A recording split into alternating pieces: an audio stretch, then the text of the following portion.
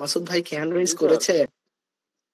জি sir. Masud ভাই কি hand raise করেছে?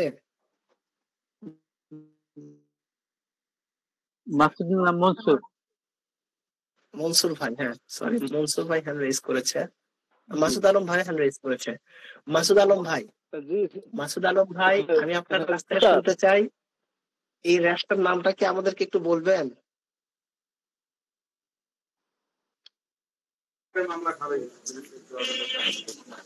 আসসালামু আলাইকুম, কাকে জিজ্ঞাসা করলেন ভাই? মাসুদ আলম ভাই, মাসুদ নামের একটা আইডি থেকে জয়েন করেছেন। আচ্ছা, মনসুর ভাইকে জিজ্ঞেস করি, মনসুর ভাই এই র্যাশটার নাম কি বলা যাবে? জি স্যার, বলা যাবে স্যার। এটা স্যার পেপুল হাইপস, পেপুলার। প্যাপিউলার র্যাশও বলা যায়, হ্যাঁ এটা একটু কনফিউজিং র্যাশ। তো এটা কিন্তু দুইটা নামই আমরা বলতে পারবো। একটা হলো ভাই কি বললো, প্যাপিউলার র্যাশ, খুবই সুন্দর। আর একটা হলো হাইপস। দুইটা র্যাশই বলা যাবে, কিন্তু প্যাপিউলার র্যাশটা আগে বলবো, আর পরবর্তীতে আমরা বলতে পারবো যে এটা প্যাপিউলার র্যাশ, কিন্তু এটা হলো হাইপস র্যাশও বলা হয়।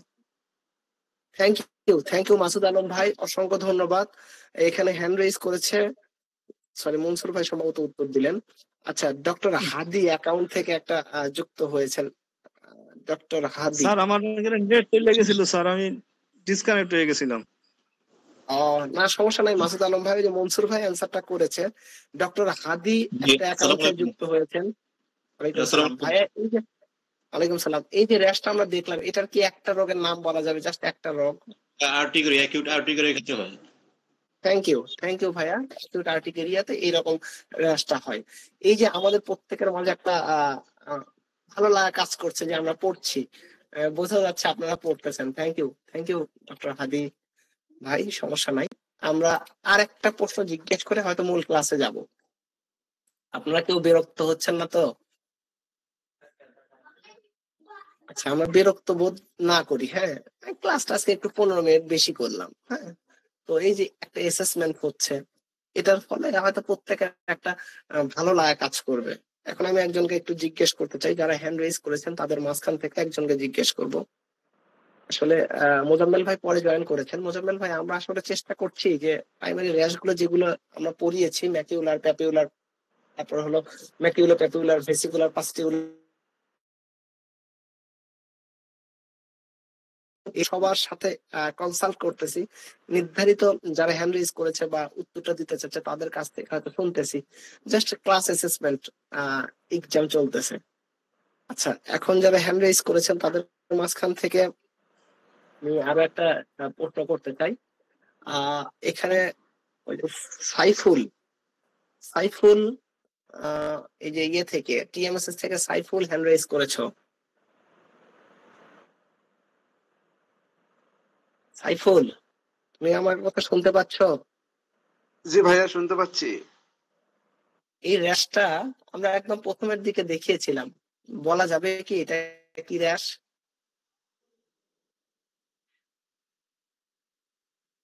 যদি পাস করে দাও তাহলে অন্য কাউকে জিজ্ঞেস করবো। আচ্ছা, পাস। স্যার আমি বলবো? ভাই হ্যাঁ বলেন, জি বলেন। ম্যাকিউলার স্যার প্যাপুলার এটা ম্যাকিউলার প্যাপুলার। ম্যাকিউলো প্যাপিউলার র্যাশ, এটা হলো macular rash. Sir only macular রেশ, এটা পেপুলার না। ম্যাকিউলার।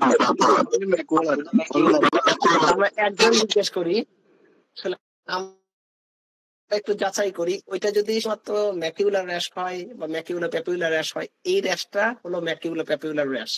আর আগে যেটা এটা শুধু ম্যাকিউলার র্যাশ, এটা শুধুমাত্র ম্যাকিউলার র্যাশ। কিন্তু এই জায়গাটাতে যদি একটু উঁচু নিচু জায়গা থাকতো, জাস্ট লাইক আছে এইরকম, তাহলে এটা হয়ে যেত ম্যাকিউলার প্যাপিউলার র্যাশ। এটা হয়ে যেত ম্যাকিউলো প্যাপিউলার র্যাশ। যারা আসলে আগ্রহী তারা একটু হ্যান্ড রেজ করবো, তাদেরকে হয়তো আমি জিজ্ঞেস করার সুযোগটা পাবো, হ্যাঁ। তো সবাই মিলে চেষ্টা করবো ইনশাল্লাহ। পরবর্তী ক্লাসে, আজকে আমি কথা বাড়াবো না, পরবর্তী ক্লাসে আমাদের এই যে যতগুলো র্যাশ আমরা পড়াবো, আগামী ক্লাসে আমরা চেষ্টা করব প্রত্যেকটা র্যাশ আলাদা আলাদা করে জিজ্ঞেস করার জন্য, এবং অ্যাটলিস্ট একটা করে কাজ বলার চেষ্টা করব আমরা। তো এই জন্য আমরা আর দীর্ঘায়িত করবো না প্রশ্নোত্তর পর্ব। প্রয়োজনে সামনের ক্লাসে 15 মিনিটের জায়গায় 20 মিনিট আমরা রাখবো। সেদিন হয়তো রিভিউ করবো না যে এটা ম্যাকিউলার, এটা প্যাপিউলার, এটা ভেসিকুলার, এটা হলো পাস্টিউলার, এভাবে বলবো না। হ্যাঁ, তো যাই হোক ভাই, আজকের ক্লাসটা আমরা শুরু করব এখন। যারা হ্যান্ড রেজ করেও হয়তো প্রশ্নের উত্তরটা দিতে পারলেন না, মনে কষ্ট নেবেন না ভাই, আপনারা হ্যান্ড রেজ করেছেন এতেই আমি খুশি। অনেকেই পড়েছে কিন্তু সবার সাথে ফেস হতে একটু ইতস্ত বোধ করে, বিব্রত বোধ করে, এই জন্য অনেকে হ্যান্ড রেজ করেনি। আমি জানি অনেকেই প্রশ্নের উত্তরগুলো পারতেন আপনারা। তো যাই হোক, আমি যেটা বলতে চাই, আমরা প্রত্যেকে আগামী দিন যেন এরকম হয় যে ইসমাইল ভাই যখনই বলছে যে কে কে উত্তরটা দিবেন, তখন যেন আমাদের এখানে 50 জন উপস্থিতি থাকলে যেন 50 জনেরই হ্যান্ড রেজ হয় যে হ্যাঁ ভাই আপনি ধরেন, জিজ্ঞেস করেন, সমস্যা নাই। আমরা একটু কষ্ট করি না ভাই, এই যে র্যাশের উপর ডিপেন্ড করে আমাদের 3000-এর বেশি রোগ আছে। তো সেখান থেকে আমরা জাস্ট 20 থেকে 25টা রোগ একটু জেনে কমিউনিটির মানুষদেরকে সঠিক সেবা দিতে চাই। কিন্তু র্যাশটা যদি আমি না বুঝি, না জানি, তাহলে ইসমাইল ভাই হয়তো বারবার বলছে স্কেলি র্যাশ, বারবার বলছে macular rash, pustular rash, plug, হাইভস। কেউ কেউ মনে করতে পারেন ভাই এত কিছু র্যাশের দরকার না, আপনি ট্রিটমেন্ট শিখান। না ভাই, আমি ট্রিটমেন্ট শিখাবো, কিন্তু আমি আপনাকে কোয়ালিটি ফুল করে গড়ে তুলতে চাই। আমি এটা কখনোই চাই না যে আমার একটা স্টুডেন্টকে আঙ্গুল উঠে এই কি ধরো না ধরো, কি বলো, কি পারো না পারো, এরকম বাজে কথা যেন না শুনি কারো মুখ থেকে। হ্যাঁ, আপনাকে যেন সৃষ্টিকর্তা এরকম বাজে কথা কারো মুখ থেকে, রোগীর মুখ থেকে না শোনাই। আমি সেই চেষ্টা করছি ভাই।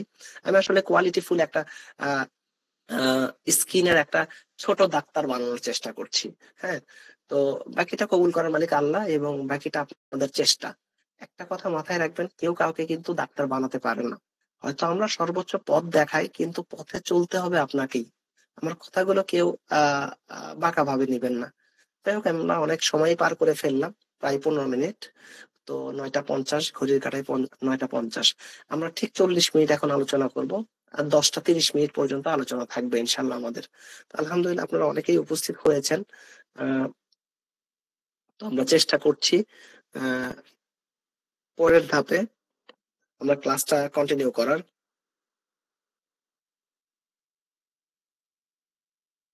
আর আরো একটা কথা একটু সবাইকে বলে দিতে চাই, যে আমি যখন ক্লাসে থাকবো, ধরেন আমি প্রত্যেক দিন 9:30 থেকে 11টা পর্যন্ত ক্লাসে থাকি।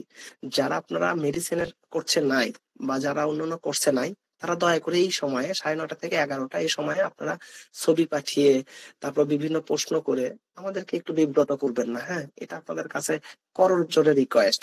কারণ আপনারা হয়তো প্রশ্ন করছেন, আপনারা ইমার্জেন্সি, আমি বুঝি, কিন্তু আমি হয়তো ক্লাসে ভাই। আপনি ছবি পাঠাচ্ছেন, বারবার নক করছেন, কল দিচ্ছেন, তো সেই সময় তো আমি ক্লাসে। আর ক্লাসে কেমন মনোযোগ দিতে হয় এটা তো জানেন, আপনারাও মনোযোগী হয়ে থাকেন, আমিও মনোযোগী হয়ে থাকি। আচ্ছা, এখানে যদি ফোন দেন, টেক্সট করেন, তাহলে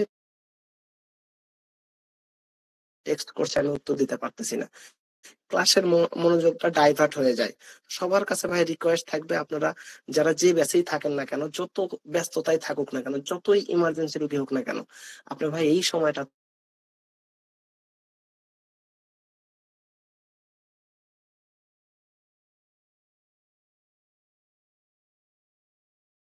হয়ে যেতে পারে। সো দ্যাট আমি একটু করজোরে রিকোয়েস্ট করব, আপনারা 9:30 থেকে 11টা এই সময়টা আপনারা প্রত্যেকে জানেন আমি প্রত্যেকদিন ক্লাসে থাকি।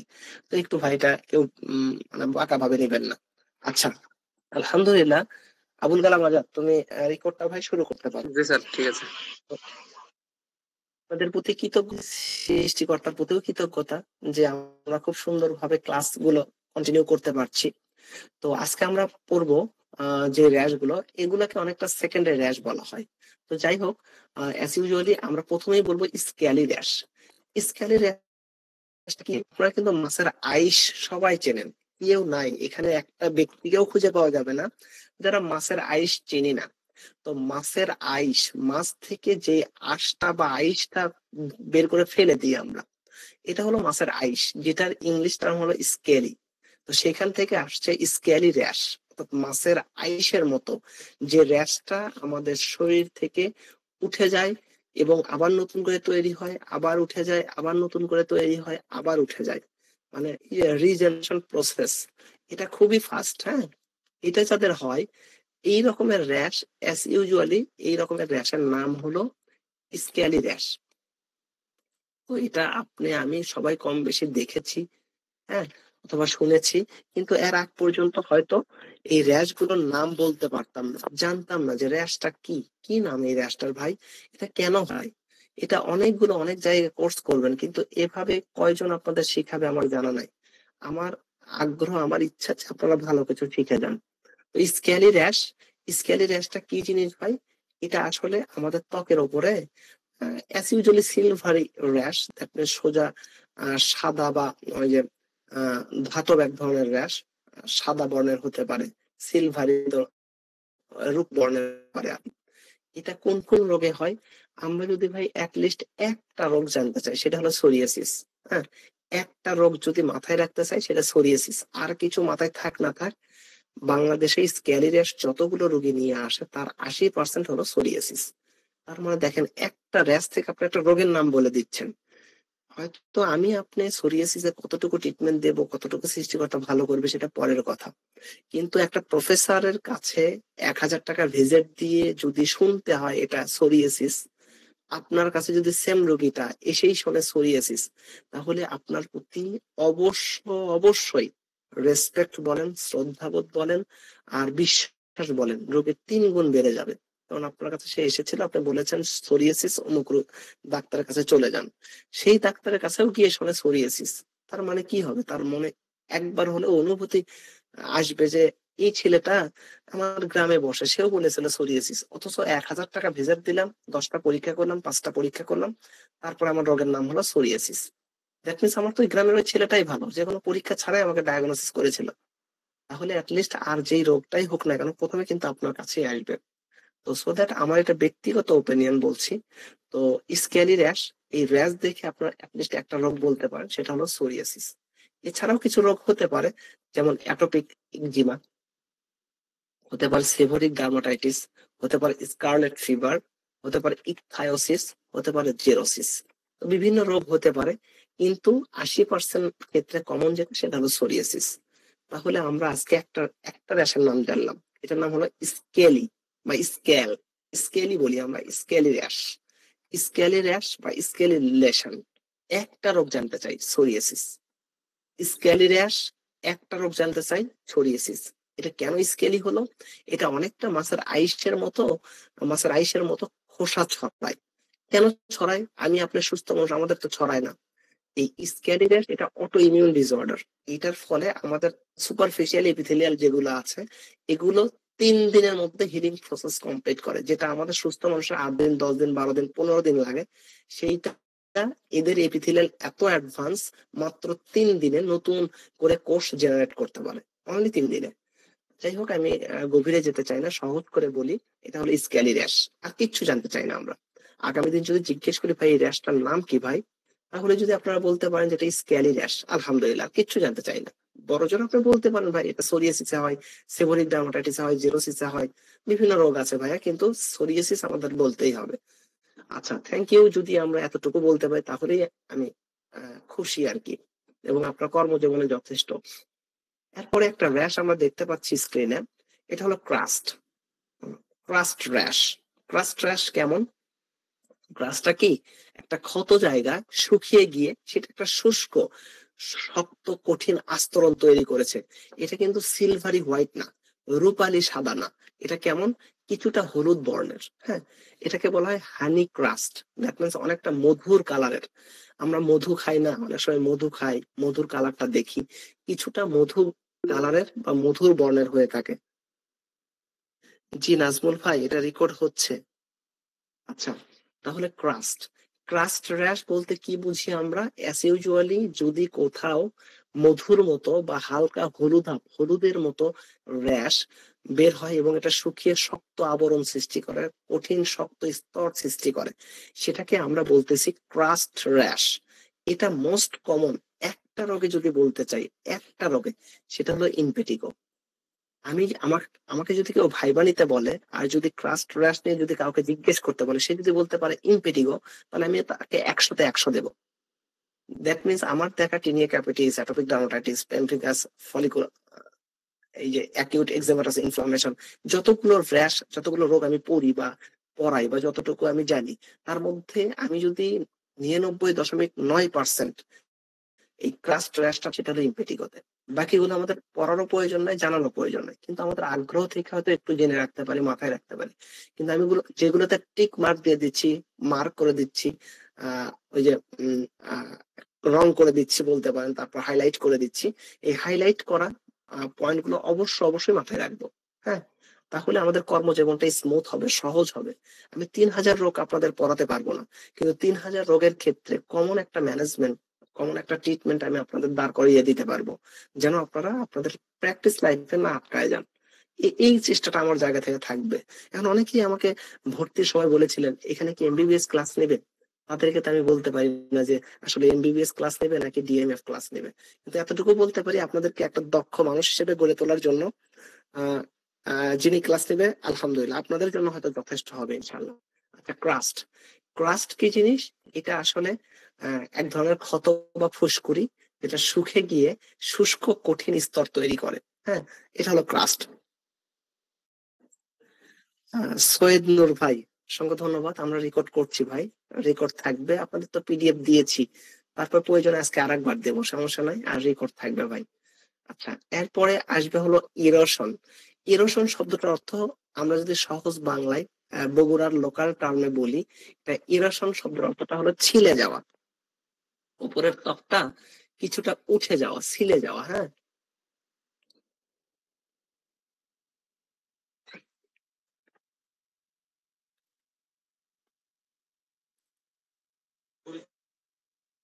আচ্ছা, ইরোশন বলতে ছিলে যাওয়া বা ক্ষয়ে যাওয়া। তাহলে rash, erosion rash, that means এই যে ছিলে গেছে ভাই কিছুটা, হ্যাঁ, ছিলে যাওয়া বা ক্ষয়ে যাওয়া। তো ছবিতে আমরা যেটা দেখতে পাচ্ছি ইরোশন, ইরোশনটা হতে পারে ইন্টারট্রিগো, এটা এক ধরনের fungal infection, candidiasis fungal infection, tinea pedis, যে দুইটা পায়ের আঙ্গুলের মাঝে, হাতের আঙ্গুলের মাঝে হতে পারে, হারফিক সিমপ্লেক্স, হ্যাঁ, এক্সিমেটাস ডিজিজ, ভেসিকুলো বুলাস ডিজিজ, অ্যাঙ্গুলার চিলাইটিস, অনেকগুলো রোগই হতে পারে। কিন্তু আমরা যদি ভাই একদম সহজ করে মাথায় রাখি, ইন্টারট্রিগো, এরপরে হতে পারে as usually angular cheilitis, tinea pedis, এই তিনটা অ্যাটলিস্ট আমরা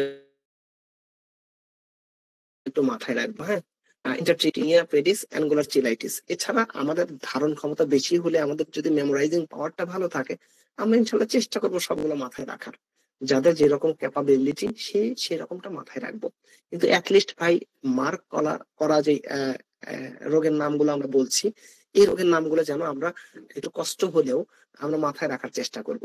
ইসমাইল ভাই হয়তো কোনো এক সময় ভুলে গেছে, কিন্তু ইসমাইল ভাইয়ের কাছ থেকে শুনে, ইসমাইল ভাইয়ের কাছ থেকে র্যাশ গুলো দেখে আমি যেন না ভুলি, ইসমাইল ভাইয়ের যে যেন দুইটা কি বলতে পারি, সে চেষ্টা থাকবে আমাদের। হ্যাঁ, ইসমাইল ভাই যে একাই পারবে তা কিন্তু না, আর ইসমাইল ভাই যে সব পারে তাও কিন্তু না ভাই। সো দ্যাট আমি বলবো আপনাদের আগ্রহ বা উৎবৃত্তির জন্য এটা বলতেই পারি যে আপনারা এগুলো অনেক ভালো করে পড়বেন, অনেক ভালো করে পড়বেন।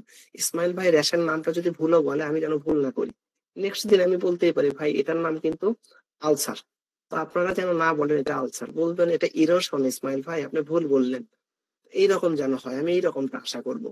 আচ্ছা, নেক্সট দিন যেন আমরা উত্তরগুলো দিতে পারি, আল্লাহ যেন আমাদের উত্তর দেওয়ার তৌফিক দেয়। এখন যে রেশটা দেখতে পাচ্ছি আমরা, ফিশার। ভাই আমি একটু সহজ করে বলতে চাই সবার উদ্দেশ্যে, হ্যাঁ, সবার উদ্দেশ্যে। আলহামদুলিল্লাহ আপনারা খুবই মনোযোগী মানুষ, খুবই ডেডিকেটেড, এবং পরিশ্রমের পাশাপাশি আপনার সর্বোচ্চ ডেডিকেশন দিচ্ছেন, উৎসর্গ করতেছেন আমার ক্লাসের জন্য, আমি এটা জানি, গত ক্লাসে প্রমাণ পেয়েছি। তো ফিশার মানে ফেটে যাওয়া। আপনারা কিন্তু অনেকেই এই তথ্যটা জানেন। কি তথ্য?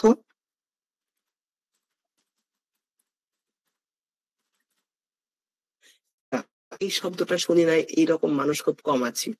অ্যানাল ফিশার শব্দটার অর্থ হলো মলদ্বার ফেটে রক্ত বের হওয়া। হ্যাঁ, মলদ্বারে তো 3টা রোগ হয় ভাই, এটা আমরা জানি। হ্যাঁ, অ্যানাল ফিশার হয়, হেমোরয়েড অর পাইলস হয়, সহজে লিখি পাইলস হয়, আর একটা হয় ফিস্টুলা, তাই না ভাই? এর মধ্যে অ্যানাল ফিশার, ফিস্টুলা এগুলো কেন আনতেছেন? ইসমাইল ভাই এটা মেডিসিনের কথা, আপনি মেডিসিন আলোচনা করেন, ঠিক আছে ভাই, আমি শুধুমাত্র ফিশারটা নিয়ে কথা বলবো। আমার আসলে এই অ্যানাল ডিজিজ গুলো নিয়ে আলোচনা করার আগ্রহ বা ইচ্ছা এখন নাই। ফিশার মানে ফেটে যাওয়া। অনেক সময় মানুষ যখন শক্ত মল ত্যাগ করে, আপনি ফর এক্সাম্পল একটা চাপ খাইছেন বা এই যে কুরবানির ঈদে অনেকগুলো মাংস একসাথে খেয়ে ফেলছেন, যার ফলে আপনি দেখা যাচ্ছে ভাত রাইস বা ওই যে ভেজিটেবলস খুব কম খাইছেন, কিন্তু মাংস খাইছেন আল্লাহর রাস্তায় অনেক। টয়লেটে গিয়ে অনেক চেষ্টা করছেন, টয়লেট বের হচ্ছে না। এক পর্যায়ে চেষ্টা করলেন, অনেক জোরে প্রেসার দিলেন, কিন্তু আপনার টয়লেটটা হইলো প্রথমে একটু শক্ত, অনেক মোটা মল, অনেক ভারী বা অনেক মোটা সাইজের মল বের হয়েছে। একটু পরে আপনি কল্পনা করছেন যে কেমন যেন একটা লিকুইড বের হচ্ছে মনে হচ্ছে, টয়লেটে প্যানের দিকে তাকায় দেখেন প্যান ভিজে যাচ্ছে, হ্যাঁ, বা টয়লেটটা ভিজে যাচ্ছে রক্ত দিয়ে। দ্যাট মিনস আপনি অ্যানাল ফিশারে আক্রান্ত হইলেন। মোটা মল যখন মলদ্বার দিয়ে বের হওয়ার আমরা চেষ্টা করি এবং সেটা যদি মলদ্বারকে ফেটে বের হয়, এই ফেটে যাওয়ার মেডিকেল টার্ম হলো ফিশার। এটা যদি মলদ্বার ফেটে যায় তাহলে অ্যানাল ফিশার, আর যদি এটা ত্বক ফেটে যায় সেটা শুধু ফিশার। হ্যাঁ, শুধু ফিশার। তো ভাই আমরা এখানে ফিশার দেখতে পাচ্ছি, ফিশার, এই র্যাশটার নাম হলো ফিশার। তাহলে আমরা যেটা এখান থেকে যেটা জানতে চাই, ফিশার হতে পারে পায়ে, হতে পারে হাতে, হতে পারে বিশেষ করে ক্রনিক ইকজিমা গুলোতে ফিশার হতে পারে। বিভিন্ন কারণে ফিশার হয়, আমাদের ঠোঁট ফেটে যায় অনেক সময়, এখানেও ফিশার র্যাশ বলতে পারবো আমরা। ফিশার, ফিশার র্যাশ মানে ফেটে যাওয়া, যে র্যাশটা ফেটে যায়। ইভেন এখান থেকে রক্তপাতও হতে পারে, সেটা পরের কথা। কিন্তু আমাদের যদি আগামী দিন আমি যদি জিজ্ঞেস করি যে হ্যাঁ নিলয় ভাই আপনি উত্তর দিতে চাচ্ছেন, বলেন তো এটা কি র্যাশ, আপনার নিলয় ভাই আপনার হয়তো জিজ্ঞেস বলবেন, বা সোহাগ ভাই হয়তো বলবে যে এটা ফিশার ভাই, ইসমাইল ভাই এটা ফিশার র্যাশ। তখন আমি যদি জিজ্ঞেস করি ভাইয়া বলেন তো এটা কি কি রোগে হয়, তাহলে অ্যাটলিস্ট যে দুই একটা রোগ আমরা মাথায় রাখতে চাই, সেটা হলো ক্রনিক একজিমা। এখানে শুধু একজিমা লিখেছি, আমরা ক্রনিক একজিমা বলবো। ক্রনিক একজিমাতে ত্বকটা ফেটে যেতে পারে। তারপর কি হতে পারে, এই যে ডায়াবেটিস মেলাইটাসের একটা কমপ্লিকেশন হলো ফিশার। তারপর ইরিটেন্ট কন্টাক্ট ডার্মাটাইটিস হতে পারে, এবং ড্রাই স্কিন বা জেরোসিস অনেক সময় ফেটে যেতে পারে। এই কয়েকটা পার্ট আমরা অবশ্যই মাথায় রাখবো। তবে নিউট্রিশনাল ডেফিসিয়েন্সি হতে পারে অনেক ক্ষেত্রে। তো এখানে যেটা আমরা মাথায় রাখবো, chronic eczema, diabetes, complication of diabetes mellitus, diabetes এর কমপ্লিকেশন হিসেবে ফিশার হতে পারে। এই ফিশারটা হাতে পায়ে বা যেখানে র্যাশ বের হয় র্যাশ গুলোতে ফিশার হতে পারে। ইরিটেন্ট কন্টাক্ট ডার্মাটাইটিস হতে পারে, জেরোসিসা হতে পারে। সো দ্যাট আমরা ভাই একটা রোগের নামে অ্যাটলিস্ট মাথায় রাখবো, সেটা হলো ক্রনিক একজিমা। ক্রনিক একজিমাতে আমাদের ফিশার হতে পারে। তাহলে আমরা ফিশার নিয়ে আলোচনা করলাম। তাহলে এতক্ষণ কি আলোচনা করলাম, প্রথমে স্কেলি, মাছের আইসের মতো উঠে যায়। ক্রাস্ট, যেটা হলুদ রঙের, কিছুটা মধু মনে হয় যে মধু শরীরে লেগে আছে এই রকম। তারপর ইরোশন, ছিলে যাওয়া। এরপরে আলোচনায় আসি ফিশার। ফিশার মানে কি, ফেটে যাওয়া। এই হলো আমাদের চারটা র্যাশ নিয়ে আমরা আলোচনা করলাম।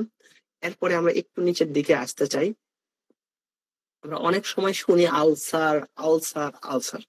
তো আলসার শুনলে আমরা অনেক ভয় পেয়ে যাই। তো আলসারের বাংলা অর্থ যে ক্ষত, এটা হয়তো আমরা অনেকেই অনেক ঠুনকো ভাবে নেই, হালকা ভাবে নেই। হ্যাঁ, ক্ষত, যখনই শুনি আলসার, ইরে বাবা আলসার হয়েছে। তো এটা দেখেন, আমি আমার ব্যক্তিগত জীবন থেকে 30 সেকেন্ড একটু নষ্ট করি আপনাদের। আমি আমার প্রতিষ্ঠানের একটা মহিলাকে একদিন আমি খালা বলেছিলাম, সে কি খেপা আমার উপর, আমার প্রতি এমন খেপা। আমি পরে জিজ্ঞেস করলাম, খালা আপনি খেপছেন কেন? সে আরো খেপা, এই ছেলে আমি তোমার খালা হই, তুমি আমাকে আন্টি বলতে পারো না? তো এটা হলো আমরা বাঙালি। এটা আমার অফলাইন ব্যাচে হয়তো বেশ কয়েকজন স্টুডেন্টও ছিলেন। তো ওই সময় ওনাকে আন্টি বলে, খালা বলেছিলাম যে খুব খেপা। আন্টি বলেছি সবকিছু ঠিকঠাক, হ্যাঁ ঠিক আছে তুমি আন্টি বলবা।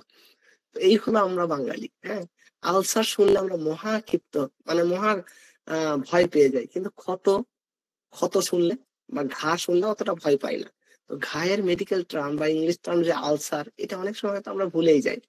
যাই হোক, আমরা একটু বলি যে আমাদের ত্বকে যদি আলসার হয়, ক্ষত হয়, হ্যাঁ, সেটা কিভাবে বুঝবো? ত্বকের গভীরে যদি কোনো ক্ষত হয় বা ত্বকের পৃষ্ঠ থেকে যদি গভীরে চলে যায়, এইরকম হলে সেটাকে আমরা আলসার র্যাশ বলি। তাহলে যদি আলসার আলসার র্যাশ বলি, এটা কি কি রোগে ভাই শরীরে বা ত্বকে, স্পেশালি স্কিনে কেন আলসার হতে পারে? এটা কিন্তু পেপটিক আলসার পড়াচ্ছি না ভাই, এটা কিন্তু আপনাদের সাথে শেয়ার করছি না পেপটিক আলসার। আমরা যে আলসারটা শেয়ার করছি, এটা হলো ত্বকের আলসার, স্কিন আলসার। হ্যাঁ, স্কিন কিন্তু লেচারেশন না, স্কিন ইরোশন না, স্কিনে ক্রাস্ট না, স্কিনে স্কেলি না, স্কিনে ফিশার না। স্কিনে কি পড়ছি? স্কিনে আলসার। আলসার মানে ক্ষত, ক্ষতর আরো সহজ বাংলা হলো ঘা। তো এই ঘা, এটার মেডিকেল টার্ম বা ইংলিশ টার্ম হলো আলসার। আলসার হইলে কি কি হতে পারে?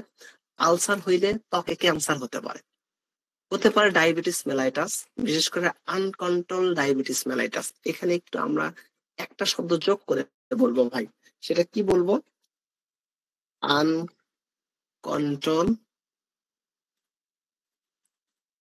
Uncontrolled, uncontrolled diabetes mellitus. হ্যাঁ, এই ডায়াবেটিসটা কন্ট্রোলে নাই, ডায়াবেটিসের আগে বলবো আনকন্ট্রোল ডায়াবেটিস মেলাইটাস। যদি ডায়াবেটিস মেলাইটাস যদি কন্ট্রোলে না থাকে, সেই ক্ষেত্রে আমরা অনেক সময় যেটা হয় যে শরীরে ছোট্ট একটা জায়গাতে ক্ষতের সৃষ্টি হয়। এরপরে ম্যাল নিউট্রিশন, অনেক সময় পুষ্টির অভাবে ক্ষতের সৃষ্টি হয়, ট্রমা বা আঘাতের কারণে ক্ষতের সৃষ্টি হতে পারে। তারপর আর্টারিয়াল ইনসাফিসিয়েন্সি, দ্যাট মিনস যদি অক্সিজেনেটেড ব্লাড, বিশুদ্ধ রক্ত যদি কোনো অর্গানে যেতে না পারে, বাধাপ্রাপ্ত হয়, সেই ক্ষেত্রে আলসার তৈরি হতে পারে। থ্যাংক ইউ নাসিম ভাই, বেডসর। হ্যাঁ, তারপরে পেরিফেরাল নিউরোপ্যাথি, যদি কারো হাত পায়ে পেরিফেরাল নিউরোপ্যাথি ডেভেলপ করে, বিশেষ করে যারা ডায়াবেটিস মেলাইটাস বা চেইন স্মোকার অথবা টোবাকো খায়, টোবাকো সেবন করে, স্মোকলেস টোবাকো, দ্যাট মিনস তামাক, জর্দা, গুল পাতা, বিড়ি, সিগারেট এগুলা খায়, তাদের অনেক সময় পেরিফেরাল নিউরোপ্যাথি ডেভেলপ করে। ডায়াবেটিস মেলাইটাসের একটা কমপ্লিকেশন হিসেবে অনেক সময় পেরিফেরাল নিউরোপ্যাথি ডেভেলপ করে। এই জন্য এটা যারা মেডিসিনে আছি, আমরা মেডিসিনে এই যে পেরিফেরাল নিউরোপ্যাথি নিয়ে আলোচনা হবে ইনশাল্লাহ। আর এখানে শুধুমাত্র এতটুকু জানবো, পেরিফেরাল নিউরোপ্যাথি, আর্টারিয়াল ইনডিফিসিয়েন্সি, তারপর ট্রমা বা ইনজুরি, ডায়াবেটিস, ক্যান্সার, এগুলাতে as usually most common ulcer হয়। আর একটা হলো প্রেশার আলসার বা বেড শোর। অনেক ক্ষেত্রে আমাদের অনেকের বাবা, অনেকের মা, অনেকের দাদা দাদি হয়তো আল্লাহ পাক তাদের পরীক্ষা স্বরূপ হয়তো বিভিন্ন রোগ দিয়ে থাকেন। সেটা হতে পারে স্ট্রোক, তারপর হতে পারে ব্রেন টিবি, হতে পারে এই যে আহ আহ, ওই যে ব্রেনে বিভিন্ন রকম রোগ হতে পারে। তো দেখা যাচ্ছে কোনো কারণে আমার মা, আমার বাবা, আমার দাদা, আমার দাদি হয়তো বেডে শুয়ে পড়েছে, শুয়ে আছে, তাকে হয়তো দেখা যাচ্ছে যে কোনো কারণে আহ, একদিক হয়ে বা এক কাত হয়ে দীর্ঘ সময় থাকার ফলে তার শরীরে বিভিন্ন সময় ক্ষতের সৃষ্টি হয় বা আলসার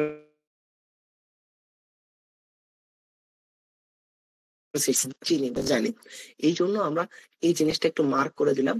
এই যেগুলো মার্ক করা আছে ভাই, এগুলো আমরা একটু বারবার দেখার চেষ্টা করব। বেডশোর, পেরিফেরাল নিউরোপ্যাথি, ট্রমা আর ইনজুরি, ডায়াবেটিস মেলাইটাস, ক্যান্সার, এই কয়েকটা পয়েন্ট আমরা বারবার একটু দেখার চেষ্টা করব। আপনাদেরকে অসংখ্য ধন্যবাদ সহকারে আমরা আপনারা ক্লাস করছেন। এখানে একটা কথা বলাটাও আপনাদের জন্য বিরক্তিকর। আচ্ছা, অ্যাট্রপি, এটা খুবই গুরুত্বপূর্ণ একটা র্যাশ। এটা আসলে আমাদের জানা উচিত প্রত্যেকের। তো অ্যাট্রপি কি জিনিস? এটা যারা আমরা মেডিকেল সায়েন্স পড়েছিলাম, প্যাথোলজি পড়েছিলাম, প্যাথোলজির মধ্যে বেশ কয়েকটা নাম ছিল, অ্যাট্রপি, হাইপারট্রফি, হ্যাঁ, এইরকম।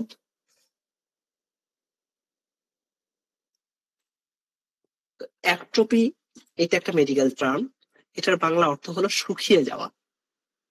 আপনারা অনেক সময় দেখবেন আমাদের চারপাশে অনেক মেয়ে মানুষ আছে যারা ফর্সা হওয়ার নেশায়, ত্বককে উজ্জ্বল করার নেশায় বেশ কিছু ক্রিম, অয়েন্টমেন্ট ব্যবহার করে, নাইট ক্রিম, এই ক্রিম, সে ক্রিম। তো সৃষ্টিকর্তার কাছে আসলে তাদের কৃতজ্ঞতা বোধটা নাই। আমি এটা বলবো, এটা যদি আমার ওয়াইফ হয়, আমার মা হয়, আমার বোন হয়, আমি আমার বোনকেও বলবো, আমি আমার মাকে বলবো, আমি আমার ওয়াইফকে বলবো যে তুমি যে নাইট ক্রিম মাখছো, এটা সৃষ্টিকর্তার সাথে তোমার এক ধরনের আহ বিট্রে করা হচ্ছে। তিনি যে রূপটা তোমাকে দিয়েছে, এটা তোমার জন্য আলহামদুলিল্লাহ, শুকরিয়া আদায় করা উচিত। তুমি কেন এই তোমার সুন্দর ত্বকটাকে নষ্ট করার দিকে নিয়ে যাচ্ছ? হয়তো বলবে যে তোমাকেই আকৃষ্ট করার জন্য। তা আমরা আসলে পুরুষ মানুষরা আমরা খুব একটা ভালো জাতি না। আমরা দেখবেন যে চামড়ার রংটাকে অনেক বেশি প্রাধান্য দেই, এটা বিয়ের ক্ষেত্রে, পছন্দের ক্ষেত্রে, নিজের সন্তানদের ক্ষেত্রে, অনেক ক্ষেত্রেই। হ্যাঁ, আমি আমার দোষটাই দিই, আপনাদের দোষ না, আপনারা যথেষ্ট ভালো মনের মানুষ। তো আমি আমার দোষটাই দিই, আমি যথেষ্ট খারাপ, আমি সাদা চামড়াকে হয়তো বেশি পছন্দ করি। তো দ্যাট এটা কিন্তু আমার জায়গা থেকে হওয়া উচিত না। কেন উচিত না, অনেক কথা বলার আছে, বলবো পরে, কিন্তু এই র্যাশ ওরিয়েন্টেড কথা দেখেই বলছি। যতগুলো মেয়ে মানুষ ওই যে নাইট ক্রিম বা ফর্সা হওয়ার নেশায় বিভিন্ন ক্রিম, অয়েন্টমেন্ট ব্যবহার করেন, তারা নিজেরাও জানে না ম্যাক্সিমাম সস্তা ফর্সা হওয়ার ক্রিমে যুক্ত থাকে স্টেরয়েড। আমি আবারও বলছি, দীর্ঘ আহ মূল্যের ফর্সা হওয়ার বা রং ফর্সা করার, রং সাদা করার ক্রিম গুলোর মাঝে লুকিয়ে থাকে স্টেরয়েড, যেগুলো কিনা মেয়েদেরকে আপাতত ত্বক স্থায়ীভাবে একটা খারাপ পরিস্থিতি দান করে, সেটা হলো অ্যাট্রপি, ত্বকটা শুকিয়ে যাওয়া। এটা পরবর্তীতে লক্ষ টাকা দিলেও আর ভালো করা সম্ভব হয় না আমাদের লেভেল থেকে, মধ্যবিত্ত লেভেল থেকে। এটা যারা কোটিপতি তারা তাদের ত্বককে চেঞ্জ করতে পারে, তারা প্লাস্টিক সার্জারি করতে পারে। আপনি আমি করতে পারবো? আমার ওয়াইফকে আমি করাতে পারবো? আমার গ্রামের একটা খেটে খাওয়া মানুষের মেয়ে, সে হয়তো দিন আনে দিন খায়, সে হয়তো ফর্সায় ভালো একটা জায়গায় বিয়ে হওয়ার নেশায় সে ফর্সা ক্রিম ব্যবহার করছে, নাইট ক্রিম ব্যবহার করছে, এসে ব্যবহার করছে। সে মেয়েটা নিজেও জানে না যে এটা অ্যাট্রফি হয়ে যাচ্ছে, তার ত্বকটা শুকিয়ে যাচ্ছে। তো যাই হোক, আমরা এটাকে অবশ্যই দৃঢ়ভাবে শক্তভাবে নিষেধ করব। নিজের ওয়াইফ যদি করে থাকে, নিজের মেয়ে নিজের বোন যদি করে থাকে, এতদিন করেছে, এখন থেকে আর করবে না, করা উচিত হবে না। কারণ এটার ফলে শুধুমাত্র ত্বক শুকিয়েই যায় না, অ্যাট্রপিই হয় না, পাশাপাশি হতে পারে অবাঞ্ছিত ব্রণ, অবাঞ্ছিত লোম, যেটাকে আমরা হিরসুটিজম বলি। হিরসুটিজম নিয়েও কথা বলবো ইনশাল্লাহ। মুখে অবাঞ্ছিত লোম, অনেক মেয়েদের মুখে অবাঞ্ছিত লোম গজায়, ছেলেদের মতো শেপ করতে হয়। আমি এরকম অনেক মেয়েকে দেখেছি আমার রোগী হিসেবে, আমার প্রতিবেশী হিসেবে, আমার ফ্রেন্ড হিসেবে, যে কি শেপ করতে হয়, হ্যাঁ, ছেলেদের মতো, তার মুখে অবাঞ্ছিত লোম। এটার মেডিকেল টার্ম হলো হিরসুটিজম।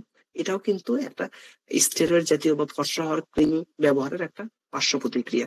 যাই হোক, আমি এই কথাগুলো কেন বলছি, আপনাদের যে একটা বেস বা ভিতটা যেন শক্ত হয়।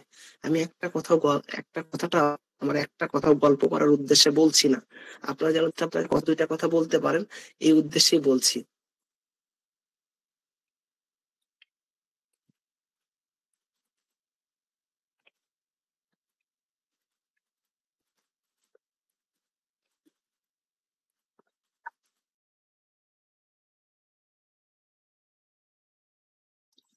মূলত অ্যাট্রপি চিন্তা করতে পারি, দেখেন প্রথমেই লেখা আছে prolong use of corticosteroid.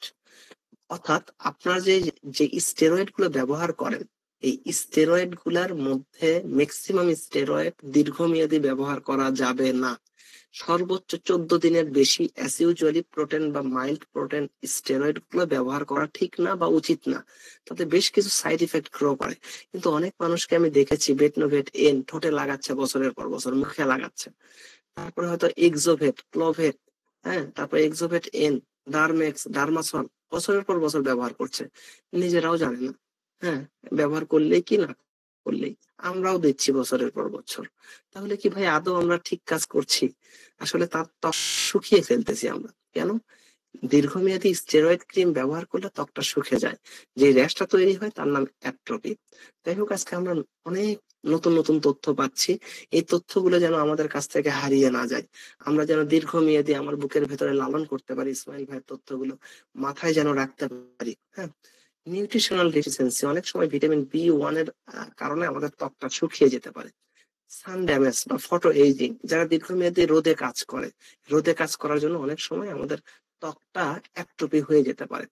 Radiation therapy অর্থাৎ রেডিও থেরাপি যেটা বলি, ক্যান্সারের ক্ষেত্রে অনেক রোগী রেডিও থেরাপি নেওয়ার ফলে গ্রো করতে পারে। ক্রনিক স্ট্রেস, দীর্ঘমেয়াদী কেউ যদি দুশ্চিন্তাগ্রস্ত হয়, তার অনেক জায়গায়, শরীরের বিভিন্ন জায়গায় ত্বকগুলো শুকিয়ে যেতে পারে।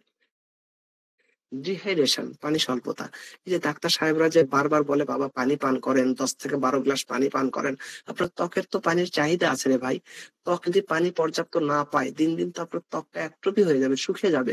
তখন মনে হবে স্কিনের অনেক বড় রোগ হয়েছে, কিন্তু লক্ষ লক্ষ টাকা খরচ করেও আপনার টিউবওয়েলের পানি যেটা কিনতে হয় না, সেটা না খাওয়ার ফলে দেখা যাচ্ছে একদিন আপনাকে লক্ষ লক্ষ টাকা গুনতে হচ্ছে।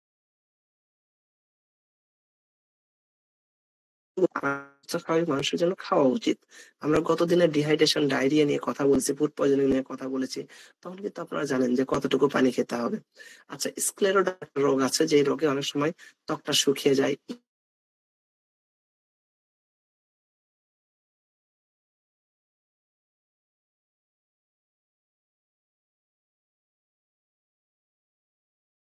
ত্বকটা অ্যাট্রফি হয়ে যেতে পারে। আব্দুর রহিম ভাই, রহিম সিদ্দিকী ভাই, আশা করছি ছবি দেখা যাচ্ছে ভাই। আপনার নেটওয়ার্কের ওখানে একটু প্রবলেম, হয়তো একটু লিফট নিয়ে আবার যুক্ত হন। এরপরে বয়সজনিত কারণে অনেক সময় অ্যাট্রফি হয়ে যেতে পারে। আচ্ছা, এরপরে আমরা স্যার দুইটা লাগবে। আচ্ছা, ছবিটা দেখা গেলে সমস্যা নাই, আপনারা কাইন্ডলি বলবেন না। স্যার আপনাদের স্ক্রিন যদি শেয়ারিংটা দেখা যাচ্ছে না।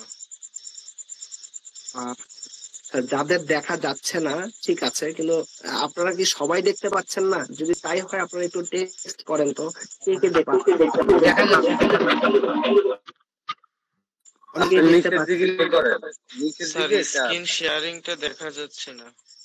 আমি বলি ভাই, যাদের দেখা যাচ্ছে না তারা লিফট নিয়ে আরেকবার যুক্ত হন প্লিজ। ক্লাসের মধ্যে এভাবে বলবেন না, টেক্সট করবেন। আর আমার সামনে দুইটা ফোন আছে, আমি দেখতে পাচ্ছি দেখা যাচ্ছে কিনা।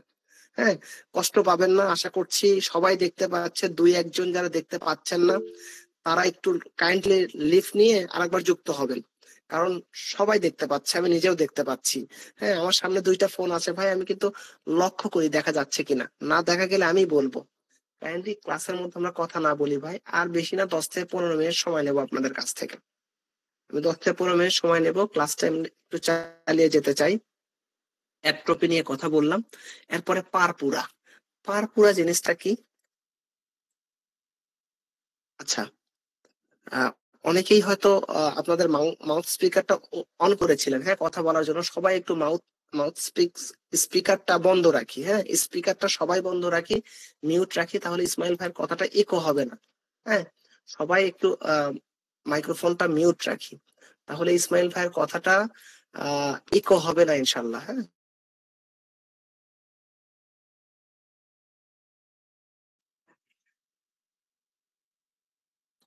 আচ্ছা, অসংখ্য ধন্যবাদ আপনাদের। এখন আমরা আলোচনা করব পারপুরা নিয়ে। পারপুরা, হ্যাঁ, পারপুরা র্যাশটা কেমন?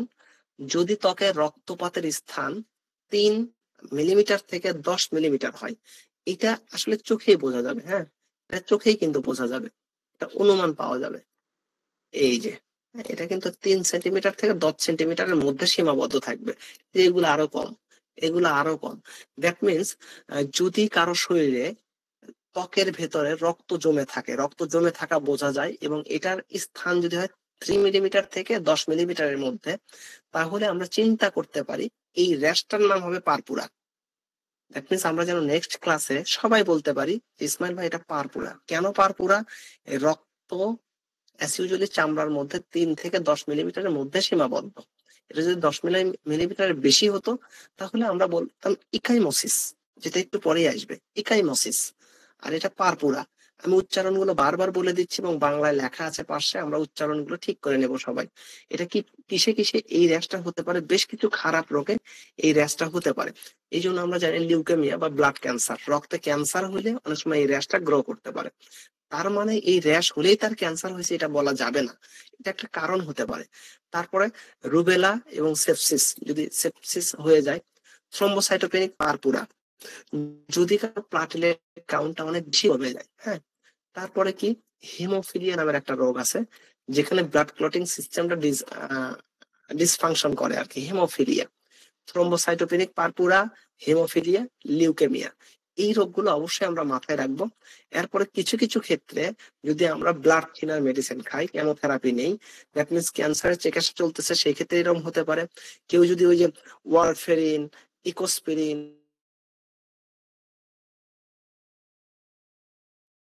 করতে পারে। আমি আবারও বলতে চাই, যদি রক্তে ক্যান্সার থাকে সেই ক্ষেত্রে পারপুরা ডেভেলপ করতে পারে। যদি রক্তের প্লাটেলেট, আপনারা জানেন রক্তের মধ্যে 3টা কোষ থাকে, কিছু প্লাজমা থাকে। এই কোষের মধ্যে WBC, RBC, platelet. WBC red blood cell, sorry, WBC white blood cell, RBC red blood cell. এই প্লাটিলেটের কাউন্ট যদি রক্তের একটা নির্দিষ্ট কোষ যদি কমে যায়, তখন আমাদের শরীরে এরকম হতে পারে। এরপর কি হতে পারে ভাই? অনেক সময় হিমোফিলিয়া নামে রক্তের একটা রোগ আছে, এই রোগে অনেক সময় এইরকম র্যাশ বের হয়।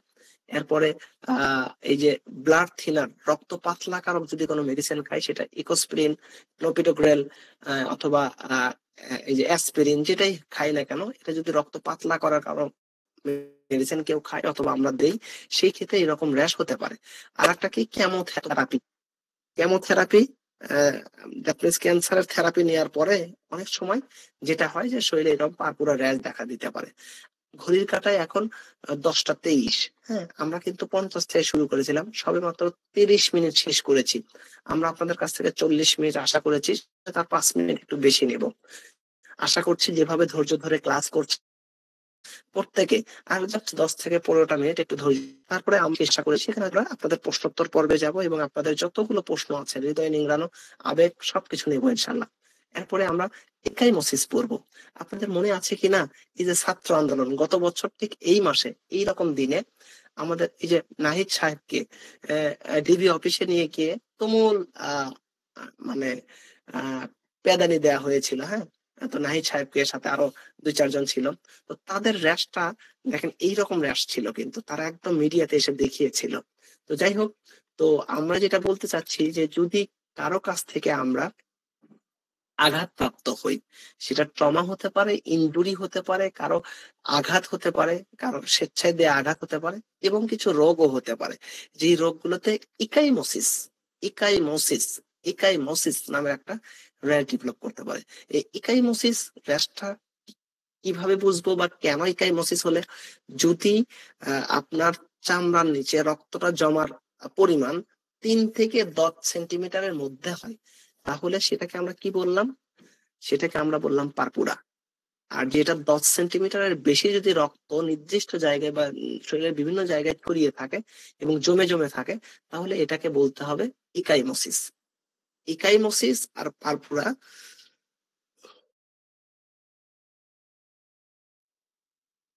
ইকাইমোসিস এবং পারপুরা দুইটাই কিন্তু রক্ত চামড়ায় জমে থাকা জনিত সমস্যা। এটা জাস্ট পরিমাণের উপর ডিপেন্ড করতেছে কোনটা ইকাইমোসিস কোনটা পারপুরা। তাহলে ইকাইমোসিস যেটা, এটা অ্যাজ ইউজুয়ালি এটা 10 মিলিমিটারের চেয়ে বেশি হবে। আর পারপুরা এটা হলো 10 মিলিমিটারের চেয়ে কম হবে, সে 3 থেকে 10-এর মধ্যে হবে। হ্যাঁ, এটাই ইকাইমোসিস আর পারপুরার মধ্যে পার্থক্য। বেশ কিছু পার্থক্য আছে। Thrombocytopenic purpura, thrombocytopenia, that means এখানে রক্তের হলো প্লাটিলেট কাউন্টটা কমে যাবে। এই ক্ষেত্রেও হেমোফিলিয়া, এই ক্ষেত্রেও স্কারভি একটা নতুন ভাবে যুক্ত হয়েছে। স্কারভি রোগটা কি? ভিটামিন সির অভাবে স্কারভি রোগ হয়। এই স্কারভি রোগে অনেক সময় আমাদের ত্বকে রক্ত জমাট বেঁধে থাকতে পারে বা বিভিন্ন ভাবে ত্বকে ইকাইমোসিস র্যাশ ডেভেলপ করতে পারে। Leukaemia, that means blood cancer, রক্তে ক্যান্সারের কারণেও অনেক সময় আমাদের ত্বকে এরকম ব্লাড জমে থাকতে পারে বা ইকাইমোসিস র্যাশ ডেভেলপ করতে পারে। পাশাপাশি ট্রমা অর ইনজুরি, হ্যাঁ, ওই যেটা আমাদের সমন্বয়কদের ক্ষেত্রে আমরা মিডিয়াতে দেখেছিলাম। পাশাপাশি অনেক সময় পুলিশ ধরে নিয়ে গেলে বা সেনাবাহিনী ধরে নিয়ে যাওয়ার পর যদি তাকে ইচ্ছা মতো মারধর করে, সেই ক্ষেত্রেও কিন্তু দরজায় চাপ লেগে গেলে অনেক সময় এইরকম ইকাইমোসিস ডেভেলপ করতে পারে। কিন্তু সেই ক্ষেত্রে শর্ত হবে 10 মিলিমিটার চেয়ে যেন বেশি হয়। হ্যাঁ, ট্রমা ট্রমা বলতে আমরা যে কোনো ট্রমা বা আঘাতকেই বুঝতে পারি। তাহলে আমরা কি পড়লাম ভাই? আমরা পড়লাম scaly rash, crust rash, erosion, fissure, ulcer, atrophy, purpura, ecchymosis. তার আগে কি পড়েছিলাম যদি আমরা একটু মাথায় রাখি? আমরা পড়েছিলাম ম্যাকিউলার র্যাশ, প্যাপিউলার র্যাশ, তারপরে pustular rash, macular papular rash, vesicular rash, pustular rash, plaque এবং হাইভস। এই কয়েকটা 7টা র্যাশ পড়েছিলাম। আজকে যে র্যাশ গুলো পড়ছি, একটু নিচে আসি। এটা স্কার, প্রত্যেকে জানেন স্কার। স্কার মানে দাগ। হ্যাঁ, সহজ কথা। যদি কোনো জায়গায় আঘাত বা ক্ষতের পরে নির্ধারিত স্থানে যদি কোনো দাগ রয়ে যায় এবং ভিন্ন ভিন্ন বর্ণের হয়, এটাই হলো স্কার। ত্বকের ক্ষতির পর, হ্যাঁ,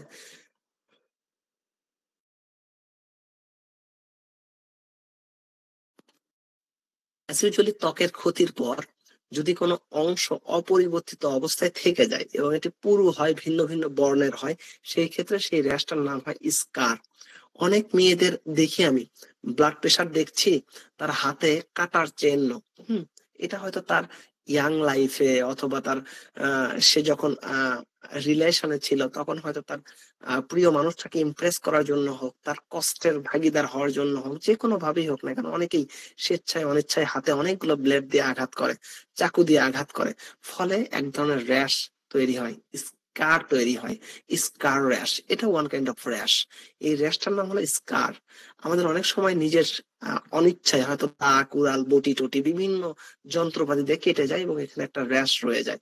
এটাই হলো স্কার র্যাশ। হ্যাঁ, তো কোন কোন রোগে স্কার র্যাশ স্কার বলতে যে শুধু এইরকমই স্কার হবে তা না, ভিন্ন ভিন্ন স্কার হতে পারে। ব্রনে স্কার হতে পারে, বার্ন পুড়ে গেলে স্কার হতে পারে, ক্যালয়েড হতে পারে, স্কিন ক্যান্সারের ফলে স্কার হতে পারে, সার্জিক্যাল ইনসেশন কোনো জায়গায় কেটে গেলে তারপর সেলাই করে দেওয়ার পরে এইরকম স্কার হতে পারে, ট্রমা বা ইনজুরি কোনো জায়গায় আঘাত পাওয়ার পরে হতে পারে, চিকেন পক্সের ক্ষেত্রে হতে পারে, ইনঅ্যাডিকুয়েট অন্ড হিলিং মানে কোন জায়গায় ক্ষত হয়ে গেছে কিন্তু সেটা প্রপারলি ড্রেসিং করা হয়নি, প্রপারলি শুকায়ও নি, এই জন্য একটা স্কার ডেভেলপ করতে পারে। এখানে আমি দুইটা জিনিস একটু হাইলাইট করতে চাই, যদি আমরা সেই ক্লাসগুলোতেও আলোচনা করব। যদি একনি এবং চিকেন পক্স এই দুইটা রোগে কেউ যদি নেইল বেড দিয়ে টোকায়, স্কারটা টোকায়, তাহলে সেই জায়গা কালো হয়ে যাবে, বিবর্ণ হয়ে যাবে এবং স্কার ফর্মেশন হবে। কিন্তু কোন ব্রণের রোগী যদি তার ব্রণে নেইল বেড বা নখ না লাগায়, যদি চিকেন পক্সের রোগী ডিরেক্ট নখ বা নেইল বেড না লাগায়, তাহলে তার স্কার ফর্মেশন হবে না, তার কালো দাগ থাকবে না, হবে না ইনশাল্লাহ। এই দুইটা একটা টিপস দিয়ে দিলাম। যত স্ক্যাবিক্স চিকেন পক্সের রোগী পাবেন, ব্রণের রোগী পাবেন, প্রথম কথা যদি মুখে দাগ দেখেন তাহলে নিশ্চিত সে আয়নার সামনে গিয়ে নেইল বেড দিয়ে চাপ দিয়ে শাল অথবা পোজ অথবা এই যে এই এক ধরনের ডিসচার্জ বের করে এখান থেকে, হ্যাঁ, এক ধরনের শাল বের করার চেষ্টা করে, দ্যাট মিনস নেইল বেড দিয়ে চাপ দেয়, হ্যাঁ, ব্ল্যাক হেড হোক আর হোয়াইট হেড হোক, এটা বের করার চেষ্টা করে, তাদেরই কেবলমাত্র মুখে বিভিন্ন রকম দাগ তৈরি হয়। আচ্ছা, আবুল কালাম আজাদ, আবুল কালাম আজাদ। জি স্যার আছি। আমি তো স্ক্রিন রেকর্ড করতে আজকে ভুলে গেছি রে, তুমি স্ক্রিন রেকর্ড করছো তো না? জি স্যার। Thank you. তুমি একটু ক্লাস শেষে এই দিয়ে দিও, ভাঙা ভাঙা করে না দিয়ে এই যে মূল আলোচনাটুকু একবারে দিয়ে দেবা, তারপর ভাঙা ভাঙা অংশ পরে দিতে পারবা। আচ্ছা, জি স্যার। বুল্লা, বুল্লা বলি আমরা, বুল্লা বা বুলি অনেকে অনেক ভাবে বলি। এই বুল্লা কি বলতেছি? বুল্লা হলো একটি সীমাবদ্ধ পরিবেষ্টিত তরলপূর্ণ অংশ যার ব্যাস সচরাচর 0.5 সেন্টিমিটার বা তার ঊর্ধ্ব। যদি 5 সেন্টিমিটার বা তার ঊর্ধ্ব না হয়ে কম হয় সেটাকে কিন্তু আমরা পড়েছেন পানিযুক্ত র্যাশ, পানিযুক্ত rash, vesicular rash, primary rash মধ্যে পড়েছিলাম। তো এই যে পানিযুক্ত র্যাশ স্বচ্ছ, এটা কিন্তু ব্যাসটা 0.5 সেন্টিমিটার চেয়ে অনেক কম। আর যদি 5 সেন্টিমিটার বা তার বেশি হয় সেটা বলবো বা বুল্লা বলবো আমরা। এটা কি কি রোগে হতে পারে? ডায়াবেটিস রোগের পারে, ডায়াবেটিস রোগীর ক্ষেত্রে ডায়াবেটিক বুলি বা বুল্লা হতে পারে। তারপরে হতে পারে বুল্লা পেমফিকয়েড, হ্যাঁ, এই রোগে হতে পারে। তারপরে হতে পারে ফিক্সড ড্রাগ ইরাপশন,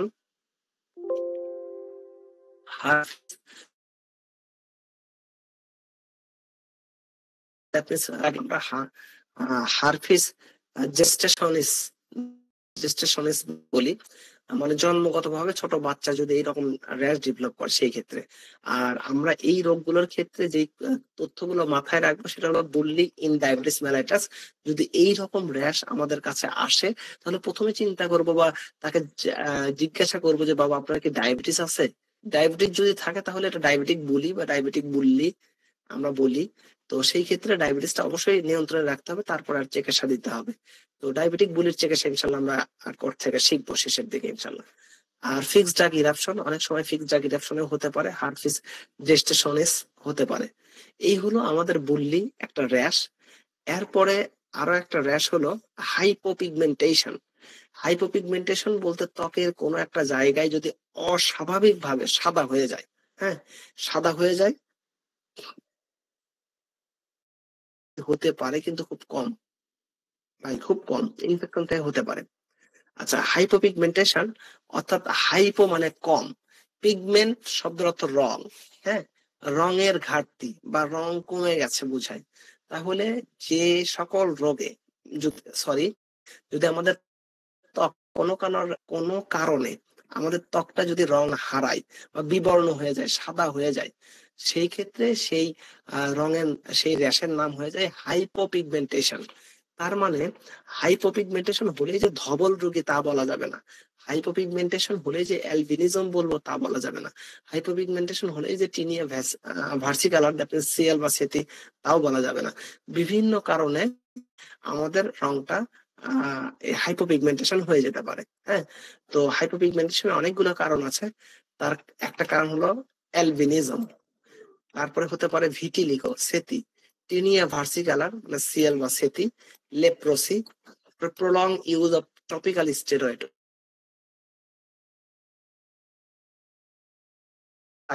আপাতত সাদা হয়ে যায়। হ্যাঁ, তার রংটা বিবর্ণ হয়ে যায় কেন? এই যে দীর্ঘমেয়াদী দেখবেন যারা নাইট ক্রিম ইউজ করে বলে দেয় কিন্তু 3 মাস ব্যবহার করতে হবে, 2 মাস ব্যবহার করতে হবে।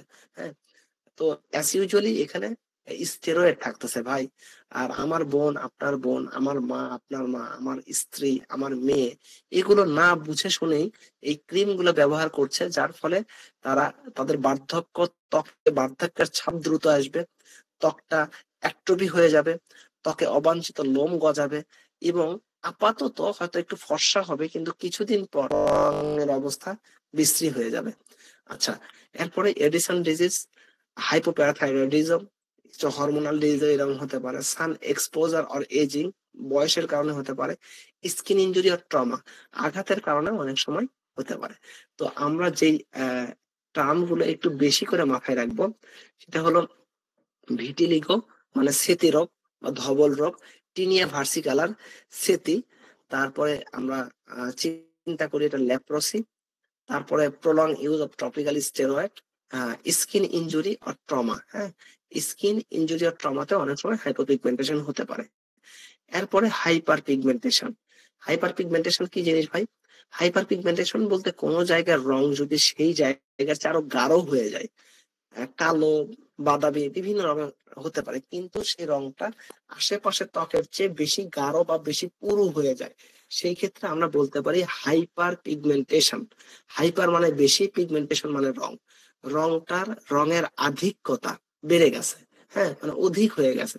তাহলে হাইপার পিগমেন্টেশন বলতে কি বোঝাচ্ছি? হাইপার পিগমেন্টেশন হলো ত্বকের স্বাভাবিক রং গাঢ় বা কালচে হয়ে যাওয়া। হ্যাঁ, তাহলে যা অতিরিক্ত মেলাটোনিন উৎপাদনের ফলে ঘটে। হ্যাঁ, যাদের মেলাটোনিন কম উৎপন্ন হয় তাদের হাইপোপিগমেন্টেশন হয়, যাদের অধিক মাত্রায় হয় তাদের হাইপার পিগমেন্টেশন হয়। কোন কোন রোগে হতে পারে? জেনেটিক একটা প্রভাবে হতে পারে। বাবা মা কালো, সন্তান কালো হতে পারে। বাবা মা শ্যাম বর্ণের, সন্তান শ্যাম বর্ণের হতে পারে। বাবা মা ফর্সা, সন্তান ফর্সা হতে পারে। সো দ্যাট এই যে ত্বকের রং কালো বা হাইপার পিগমেন্টেশন, এটা হতে পারে জেনেটিক্স, বংশগত কারণে। এজ, বয়সের একটা কারণে অনেক সময় এজ স্পট হতে পারে। প্রেগনেন্সি কারণে অনেক সময় মেয়েদের মুখে মেস্তা হয়, মেস্তা প্রেগনেন্সির কারণে দেখবেন 2, 4, 6 মাস পরে আবার অনেকটা স্বাভাবিকে চলে আসে। তাহলে এটা প্রেগনেন্সি কারণে হাইপার পিগমেন্টেশন। সান এক্সপোজার, অনেকেই রোদে কাজ করে যার কারণে মুখে, শরীরে বিভিন্ন জায়গায় হাইপার পিগমেন্টেশন হতে পারে। এরপরে হরমোনাল চেঞ্জ একটা বিষয় আছে, তারপরে স্কিন ইনফ্লামেশন, কিছু ব্যাপার স্যাপার থাকে, ক্রনিক ইরিটেশন, তারপরে মেডিকেশন, কিছু কিছু জন্ম নিয়ন্ত্রণকারী পিল বা ঔষধ মেয়েরা খাইলে মেয়েদের ত্বক কালো হয়ে যেতে পারে। কেমোথেরাপি, দ্যাট মিনস ক্যান্সারের চিকিৎসা নেওয়ার ফলে ত্বকটা কালো হয়ে যেতে পারে, কালো বর্ণের হয়ে যেতে পারে। Drug reaction, specially anti malarial drug, ম্যালেরিয়ার ঔষধ খাওয়ার পর অনেক সময় কালো হয়ে যেতে পারে। খিঁচুনি বন্ধের ঔষধ খাইলেও শরীরটা কালো বা একটু ওই যে বাদামি রঙের হতে পারে। এবং কিছু রোগ যেমন কুশিং সিনড্রোম, এডিসন ডিজিজ, হ্যাঁ, এবং ওই যে হেমোক্রোমাটোসিস, বেশ কিছু হরমোনাল ডিজিজে আমাদের ত্বক কালো হয়ে যেতে পারে, বিবর্ণ হতে পারে। এই ছিল আমাদের টোটাল ক্লাস। তো আপনারা যদি বিরক্ত না হন, আমি 10টা মিনিট সময় নেব আবার প্রথম থেকে রিপিট করার জন্য। তারপরে আমরা আপনাদের সাথে আবার কথা বলবো বা প্রশ্নোত্তর পর্বে যাব। তো আশা করব আপনাদের কারোই বিরক্তি কাজ করবে না। 10 থেকে 15 মিনিট ভাই, 10 মিনিট হলেই হবে। আমরা একটু রিপিট করি ক্লাসটা, যেন আপনাদের জন্য পরের দিন আগামী ক্লাসে প্রশ্নের উত্তরগুলো দেওয়া সহজ হয়ে যায়। হ্যাঁ, তো আমরা একদম শুরু থেকে শুরু করি।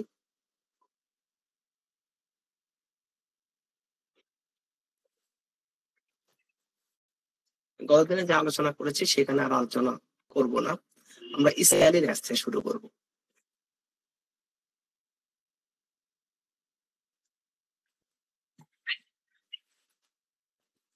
আচ্ছা, এতক্ষণ আমরা আলোচনা করতেছিলাম যে বেশ কিছু র্যাশ নিয়ে, এগুলো র্যাশ অনেকে সেকেন্ডারি র্যাশও বলে আর কি। তো বেসিক্যালি আমরা গতকাল 7টা র্যাশ নিয়ে আলোচনা করেছি, আর আজকে যে র্যাশ গুলো নিয়ে আলোচনা করছি আজকে প্রায় 11টা র্যাশ নিয়ে আলোচনা করছি। হ্যাঁ, তো আজকের 11টা আর গত দিনের 7টা, টোটাল প্রায় 19টার মতো র্যাশ আমরা আপনাদের সাথে শেয়ার করছি। তো এই 19টা র্যাশ নিয়ে আমাদের পথ চলা। এছাড়াও আরো বেশ কিছু র্যাশ আছে, আমি বলিনি যে এ কয়টা র্যাশই যথেষ্ট, আরো অনেক র্যাশই আছে, সেগুলো আমরা জানবো সুযোগ করে। কিন্তু এই র্যাশ গুলো মোস্ট কমন এবং এই র্যাশ গুলো আমরা অনেক অনেক কমনলি দেখতে পাই। আচ্ছা, র্যাশ গুলো নিয়ে একটু কথা বলা শুরু করি আমরা।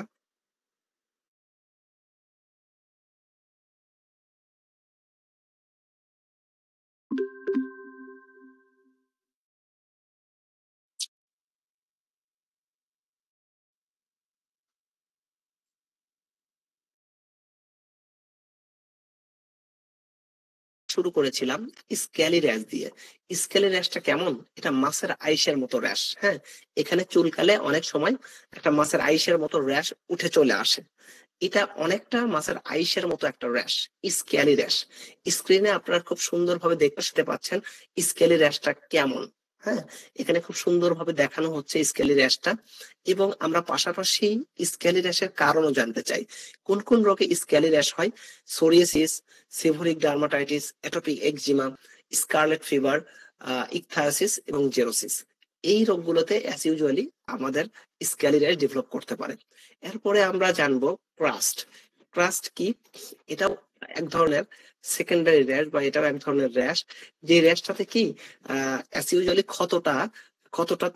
ক্ষতটার রং বা ক্রাস্ট র্যাশের রংটা অনেকটা হানি কালার ক্রাস্ট। হ্যাঁ, মানে মধুর রঙের হয়, যেটা অনেকটা শক্ত একটা কঠিন স্তর তৈরি করে, এবং এটা অ্যাজ ইউজুয়ালি ত্বকের বিভিন্ন জায়গায় হতে পারে। মোস্ট কমনলি বাচ্চাদের মুখে হয়, এবং ইনপেটিকো রোগের সবচেয়ে বেশি হয়। পাশাপাশি আরো বেশ কিছু রোগ নিয়ে আমরা কথা বলতে পারি, যেমন tinea capitis, atopic dermatitis, pemphigus folliculitis, তারপরে হলো এদিকে অ্যাকিউট এক্সেমাটাস ইনফ্লামেশন, বিভিন্ন রোগে হতে পারে। এরপরে আমরা আলোচনা করেছি ইরোশন নিয়ে। ইরোশন কি? ত্বকের ওপরে ত্বকের ওপরের স্তরের যদি ক্ষতি হয়ে যায় বা একটু ছিলে যায়, উঠে যায়, স্কোয়ামাস হয়ে যায়, যদি যদি অ্যাজ ইউজুয়ালি এই ত্বকটা যদি একটু উঠে চলে আসে, ক্ষত হয়ে যায়, সেই ক্ষেত্রে এটাকে আমরা ইরোশন বলতেছি। হ্যাঁ, ত্বকের ওপরের স্তরের ক্ষতি, যা সাধারণত ছিলে যাওয়া হিসেবে প্রদর্শিত হয়। এটা আমরা বেশ কয়েকটা কারণকে হাইলাইট করে রেখেছি: ইন্টারট্রিগো, টিনিয়া ক্যাপিটিস, অ্যাঙ্গুলার চিলাইটিস। পাশাপাশি আমরা প্রত্যেকটা কারণেই জানতে পারবো আর কি। প্রত্যেকটা কারণ আমরা মাথায় রাখতেই পারি: intertrigo, candidiasis, tinea pedis, herpes simplex, eczematous disease, vesiculobullous disease, তারপর অ্যাঙ্গুলার চিলাইটিস। এই সবগুলো রোগেই মোটামুটি ইরোশন ডেভেলপ করতে পারে। তো আমাদের যার যেরকম ক্যাপাবিলিটি, ধারণ ক্ষমতা, আমরা সেভাবে মনে রাখার চেষ্টা করব। এরপরে আমরা আলোচনা করলাম ফিশার নিয়ে। তো ফিশার নিয়ে আলোচনা করার আগে আমি কয়েকটা মেডিকেল টার্মিনোলজি বলেছিলাম, যে আমরা মেডিসিনের কনসেপ্টে আমরা যখন মেডিসিন নিয়ে আলোচনা করি তখন অ্যানাসে বেশ কিছু রোগ হয়, প্রায় 8টা রোগ হয় অ্যানাসে। তো সেখান থেকে 3টা রোগের কথা তুলে আনি, যেটা হলো একটা অ্যানাল ফিশার, পাইলস, ফিস্টুলা। তো সেখানে অ্যানাল ফিশার নামের যে রোগটা আছে, এটা কি মলদ্বার ফেটে গিয়ে রক্তক্ষরণ হয়, যেটাকে আমরা অ্যানাল ফিশার হিসেবে সংজ্ঞায়িত করি বা চিহ্নিত করি। তো সেখানেও মলদ্বারটা ফেটে যাওয়াকে আমরা বলতেছি অ্যানাল ফিশার। ঠিক এই ফেটে যাওয়াকে মেডিকেল টার্মে ফিশার বলা হয়। এই জন্য আমাদের পা ফেটে গেলে বা ক্ষতস্থান ফেটে গেলে সেটাকে আমরা বলি ফিশার। তো ফিশার কোন কোন রোগে হতে পারে? Eczema, diabetes, irritant dermatitis, xerosis. এছাড়া যদি সবগুলো রোগ আমরা মাথায় রাখতে চাই, তাহলে আমরা একটু সহজ করে বলতে চাই: eczema, diabetes mellitus, intertrigo, irritant dermatitis, angular stomatitis, তারপর dry skin, xerosis, nutritional deficiency. এই রোগের কারণগুলোতে বা এই কারণগুলো থাকলে অনেক সময় আমাদের ত্বকটা ফেটে যেতে পারে বা ফিশার ডেভেলপ করতে পারে। এরপরে আমরা একটু আলসার নিয়ে কথা বলতে চাই। আমরা অনেকবার বলেছি যে আলসার শব্দটা শুনতে একটু ভয় কাজ করে, কিন্তু ক্ষত বা ঘা শুনতে অতটা ভয় কাজ করে না। তো ত্বকের যেহেতু স্কিন নিয়ে কথা বলছি, স্কিনের যে কোনো জায়গায় যদি ক্ষত বা ধরেন ঘা তৈরি হয়, সেটাকে আমরা মেডিকেল সায়েন্সে আলসার বলছি। এই আলসার বা ক্ষতের কারণ কিন্তু অনেক মারাত্মক হতে পারে। ত্বকে অ্যাজ ইউজুয়ালি যে ক্ষতগুলো হয়, এটা 7 থেকে 14 দিনে সেরে যায়। কিন্তু 14 দিন পরেও যদি ক্ষতটা ইনটেক থেকে যায়, ক্ষতটা দিন দিন বৃদ্ধি হয়ে যায়, তখন আমরা বেশ কিছু খারাপ রোগ চিন্তা করি, যেমন আনকন্ট্রোল ডায়াবেটিস মেলাইটাস, ক্যান্সার, তারপর পেরিফেরাল নিউরোপ্যাথি, প্রেশার আলসার বা বেডসোর, হ্যাঁ, কেমোথেরাপি চিন্তা করতে পারি, আর্টারিয়াল ইনসাফিসিয়েন্সি চিন্তা করতে পারি। যদি আমরা সহজ করে বলি যে আমরা কি কি রোগ চিন্তা করতে পারি, যদি সহজ করে এক নজরে বলি, তাহলে cancer, uncontrolled diabetes mellitus, malnutrition, trauma or injury, তারপর arterial insufficiency, peripheral neuropathy, pressure ulcer বা বেডসোর, ড্রাগ রিয়াকশন বা কেমোথেরাপি। হ্যাঁ, কেমোথেরাপির প্রভাবে আলসার তৈরি হতে পারে। এরপরে আমরা অ্যাট্রোপি নিয়ে অনেক লম্বা কথা বলেছি। খুব সহজ করে যে তথ্যটা দিয়েছি, অনেক বাংলাদেশের অনেক মেয়েরা আসলে ত্বক ফর্সা করার কারণে, ত্বক ফর্সা করার নেশায় কি করে, স্টেরয়েড অ্যাবিউজ করে। দ্যাট মিনস তারা হয়তো নাইট ক্রিম বা বিভিন্ন নাইট ক্রিম ব্যবহার করেন। কিন্তু এই নাইট ক্রিম গুলো ব্যবহার করার ফলে যে তারা তাদের ত্বকের 12টা বাজিয়ে ফেলতেছে, এটা নিজেরা অনুমান করতে পারে না, জাজ করতে পারে না। সো দ্যাট আমাদের এই ক্লাসের মাধ্যমে আপনারা জানতে পারলেন যে আসলে কেন দীর্ঘমেয়াদী ত্বকে অ্যাট্রোপি হতে পারে। যদি কেউ দীর্ঘমেয়াদী কর্টিকোস্টেরয়েড বা স্টেরয়েড জাতীয় ক্রিম, অয়েনমেন্ট বা ফর্সা হওয়ার ক্রিম ব্যবহার করে, সেখানে যদি স্টেরয়েড ব্যবহার করা থাকে হিডেন ভাবে, তাহলে কি হয়, ত্বকটা অ্যাট্রোপি হয়ে যেতে পারে। এরপরে আমরা বললাম যে সিকোয়েন্স অনুযায়ী নিউট্রিশনাল ডিফিসিয়েন্সি, বিশেষ করে ভিটামিন বি1, রিবোফ্লাভিনের অভাবে অ্যাট্রোপি হতে পারে ত্বক। তারপর সান এক্সপোজার হলে হতে পারে, রেডিয়েশন, দ্যাট মিনস রেডিওথেরাপি, ক্যান্সারের ক্ষেত্রে chronic stress, dehydration, scleroderma, immobility, diabetes, তারপরে বয়সজনিত কারণ, বিভিন্ন কারণে অ্যাট্রোপি হতে পারে। এরপরে আমরা পারপুরা বললাম। পারপুরা র্যাশটা কেমন, যদি আমাদের স্কিনে বা ত্বকে 3 থেকে 10 সেন্টিমিটারের মধ্যে রক্তগুলো যদি জমে থাকে এবং এটার পরিমাণ যদি হয় 3 থেকে 10 সেন্টিমিটারের মধ্যে, তাহলে এই র্যাশ গুলোকে আমরা বলি পারপুরা র্যাশ। পারপুরা, এই পারপুরা বেশ কয়েকটা খারাপ কারণেও হতে পারে, আবার কিছু ভালো রোগেও হতে পারে।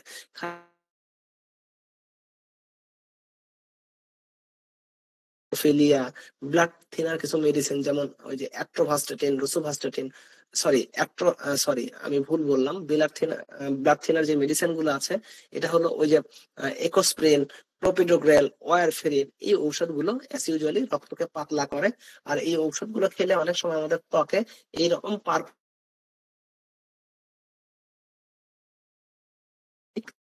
বা আমাদের স্কিনে রক্ত জমার কারণে হয়, সেটা হলো ইকাইমোসিস। ইকাইমোসিসের ক্ষেত্রে শর্ত হলো এটা 10 মিলিমিটারের বেশি হবে, আর পারপুরার ক্ষেত্রে শর্ত হলো 3 থেকে 10 মিলিমিটারের মধ্যে হবে।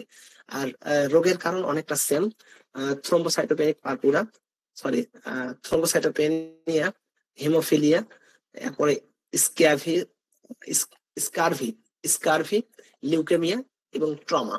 আমরা একটু দ্রুত বলছি কারণ আমরা ইতিমধ্যে এই আলোচনাগুলো করেছি, আপনারা জানেন।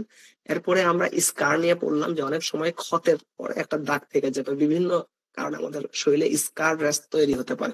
তার কারণ হিসেবে আমরা জানলাম acne, burn, keloid, skin cancer, surgical incision, trauma আর injury, chicken pox, inadequate wound healing. অনেক সময় যদি আমরা সঠিকভাবে ক্ষতে ড্রেসিং করতে না পারি, সেই ক্ষেত্রে কিন্তু স্কার ফরমেশন হতে পারে। বুল্লা পড়লাম। বুল্লা র্যাশটা কি, অ্যাজ ইউজুয়ালি যদি আমাদের ত্বকে যদি কোনো ফ্লুইড, হ্যাঁ, তরলপূর্ণ কোনো র্যাশ থাকে, সেটা যদি 0.5 সেন্টিমিটার বা তার চেয়ে ঊর্ধ্ব হয়, হ্যাঁ, সেই ক্ষেত্রে আমরা এই র্যাশকে বলি বুলি।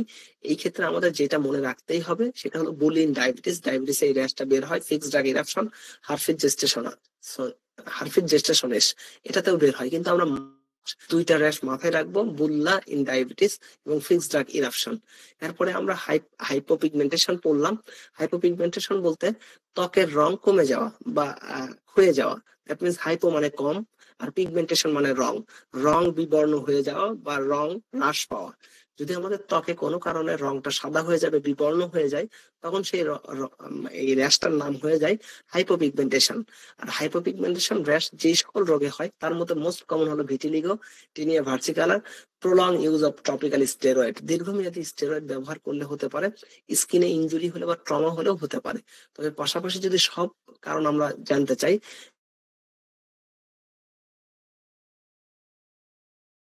দেখবেন রাস্তাঘাটে অনেক মানুষ আছে, চোখের ভ্রু, মাথার চুল, হাতের এই যে লোম, পায়ের লোম, শরীরের লোম, এমনকি সমস্ত শরীর সাদা। হ্যাঁ, অ্যালবিনিজমের একটা ছবি আমি দেখাচ্ছি আপনাদের। অ্যালবিনিজম রোগী আপনারা দেখেছেন। হ্যাঁ, এটা আসলে জন্মগত একটা জিনগত রোগ। আচ্ছা, এরপরে ভিটিলিগো বা ধবল রোগী, tinea versicolor, leprosy, prolong use of topical steroid, Addison disease, hypoparathyroidism, sun exposure আর এজিং, স্কিন ইনজুরি আর ট্রমা। এই সকল কারণে অ্যাসিউজুয়ালি হাইপোপিগমেন্টেশন হতে পারে। হাইপার পিগমেন্টেশন কেন হয়?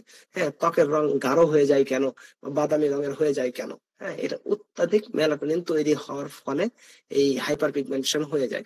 এটার কারণ কি? জেনেটিক কারণ আছে, জন্মগত একটা কারণ আছে, প্রেগনেন্সির কারণে অনেক সময় মুখে হতে পারে মেয়েদের, সান এক্সপোজারের কারণে সান স্পট হতে পারে, বার্থ কন্ট্রোল পিল, অনেক মেয়েরা জন্ম নিয়ন্ত্রণ কিছু ঔষধ খায়, জন্ম নিয়ন্ত্রণকারী কিছু পিল বা ট্যাবলেট খায়, এগুলোর জন্য হতে পারে। কেমোথেরাপি, ক্যান্সারের চিকিৎসা নিলেও অনেক সময় হাইপার পিগমেন্টেশন হতে পারে। এরপরে যদি এই যে খিঁচুনি রোধক ঔষধ খায়, ম্যালেরিয়া অ্যান্টি ম্যালেরিয়াল মানে ম্যালেরিয়া রোধক ঔষধ খায়, কুশিং সিনড্রোম বলতে হরমোনের যদি কোনো রোগ থাকে, হরমোনাল ডিজিজ, বিশেষ করে কুশিং সিনড্রোম, এডিসন ডিজিজ এবং হেমোক্রোমাটোসিস, এই রোগগুলোতে অ্যাজ ইউজুয়ালি আমাদের হাইপার পিগমেন্টেশন হতে পারে। এই ছিল আমাদের আজকের ক্লাস সম্পর্কিত তথ্য। আমরা মোটামুটি আজকে 11টার মতো র্যাশ নিয়ে আলোচনা করলাম, এবং গত ক্লাসে যে র্যাশ গুলো আলোচনা করেছি সেই র্যাশ গুলোর মধ্যে একটা ছিল, প্রথম একটা র্যাশ ছিল ম্যাকিউলার র্যাশ, তার কারণগুলো এখানে উল্লেখ করেছিলাম। এরপরে র্যাশ ছিল প্যাপিউলার র্যাশ, তারপরে র্যাশ ছিল ম্যাকিউলো প্যাপিউলার র্যাশ, তারপরে ছিল পাস্টিউলার র্যাশ, এরপরে ছিল প্লাগ, এবং এরপরে ছিল ভেসিকুলার র্যাশ এবং হাইভস। এই 7টা আর 11টা, 19টা র্যাশ। আগামী দিন এটা আমি আশা করতে চাই যারা আজকের ক্লাসে ছিলেন তারা পুরা র্যাশ গুলো আমরা ইনশাল্লাহ চেষ্টা করব, ইসমাইল ভাই যে র্যাশটাই ধরুক না কেন, যে র্যাশটাই জিজ্ঞেস করুক না কেন, আমরা যেন র্যাশের নামটা অ্যাটলিস্ট বলতে পারি। আমরা আগামী 2 দিন মিনিমাম 2-4 ঘন্টা স্টাডি করব। প্রত্যেকে একটু নিজের সাথে নিয়াত করি না ভাই, যে ইসমাইল ভাইয়ের ক্লাসটা করব, যেন পরবর্তী ক্লাসগুলো, ইসমাইল ভাইয়ের ক্লাসগুলো যেন খুব ভালো বুঝি। স্কিনের র্যাশ গুলো দেখলেই যেন আমরা বলে দিতে পারি ইসমাইল ভাই র্যাশটা এইটা। তো এইরকম যেন হয়, বা এইরকম মেন্টালিটি নিয়ে আমরা একটু ক্লাস করার চেষ্টা করব, যেন ইসমাইল ভাইকে আমরা ফিডব্যাক দিতে পারি। হ্যাঁ, ইসমাইল ভাইকে যেন আমরা ফিডব্যাক দিতে পারি যে ইসমাইল ভাই আসলে এই রোগটা এইটা, হ্যাঁ এই রোগটা এইটা। তাহলে ইনশাল্লাহ ইসমাইল ভাইয়ের পক্ষেও ভালো হবে এবং আমাদের পক্ষেও ভালো হবে। হ্যাঁ, যে আমরা বুঝতে পারবো যে হ্যাঁ ঠিক আছে, ইসমাইল ভাই এটা বুঝবে যে না, আপনাদের সাথে ক্লাস করায় বা করে ইসমাইল ভাই সার্থক, এবং ইসমাইল ভাই নিজেও স্বস্তি বোধ করবে ইনশাল্লাহ। তো এই জন্য ব্যক্তিগতভাবে বলবো যে প্রত্যেকের এটা হলো হোমওয়ার্ক। হ্যাঁ, যে আমরা এই 19টা র্যাশ নিয়ে একটু চেষ্টা করব ভাই, একটু চেষ্টা করব যে ইসমাইল ভাই যেন পরবর্তী দিন আমাদেরকে যে প্রশ্ন করতে না কেন, এখান থেকে যেন ইসমাইল ভাই আমাদেরকে আটকাতে না পারে। আমরা যেন ইসমাইল ভাইয়ের তথ্যগুলো পুঙ্খানুপুঙ্খানু ভাবে দিতে না পারলেও ইসমাইল ভাইয়ের এই প্রশ্নগুলোর যেন উত্তর আমরা দিতে পারি, যেন ইসমাইল ভাই আমাদেরকে জিজ্ঞেস করার সাথে সাথে বলতে পারি যে ভাই এটা এই র্যাশটার নাম হলো অ্যাট্রোপি র্যাশ, এই র্যাশটার নাম হলো হাইপোপিগমেন্টেশন, এই র্যাশটার নাম হলো হাইপার পিগমেন্টেশন, এটা হলো ভেসিকুলার, এটা হলো পাস্টিউলার, এটা হলো ম্যাকিউলো প্যাপিউলার, এটা প্যাপিউলার, এটা ফিশা, তারপর এটা হলো স্ক্যালি, এটা ক্রাস্ট। হ্যাঁ, এই র্যাশ নামগুলো যেন অটোমেটিক আমাদের মুখ থেকে যেন অটো আসে। আমরা যদি বারবার চেষ্টা করি ইনশাল্লাহ এটা সম্ভব। যাই হোক, আপনাদের কাছে একটু ফিডব্যাক আশা করছি, বা আপনাদের প্রশ্নোত্তর পর্বটা শুরু করতে চাচ্ছি। আমরা 11টা-20-এর মধ্যে ইনশাল্লাহ প্রশ্নোত্তর পর্বটা শেষ করবো ইনশাল্লাহ। তো এই জন্য আপনাদের কাছে আশাবাদী আমি, যে আপনাদের যদি কারো কোনো প্রশ্ন থাকে অবশ্যই হ্যান্ড রেজ করবেন। আর আবুল কালাম আজাদ, তুমি এতক্ষণ পর্যন্ত যতটুকু করেছো এটা সেভ দিয়ে দেবা, এবং এখন যেটা হবে এটা নতুন করে সেভ দেবা, যেন আমরা ওই যে এই পুরো অংশটা ক্লাস শেষে তুমি আপলোড করে দেবা, যেন আমরা সবাই দ্রুত সময় পাই। জি স্যার। এতটুকু মূল আলোচনা। এখন আপনাদের যদি কারো কোনো প্রশ্ন থাকে, আলহামদুলিল্লাহ আপনারা কিন্তু অনেকেই আজকের ক্লাসে যুক্ত হয়েছিলেন, অনেক মানুষকে আমরা একসাথে পেয়েছি, আল্লাহর কাছে শুকরিয়া।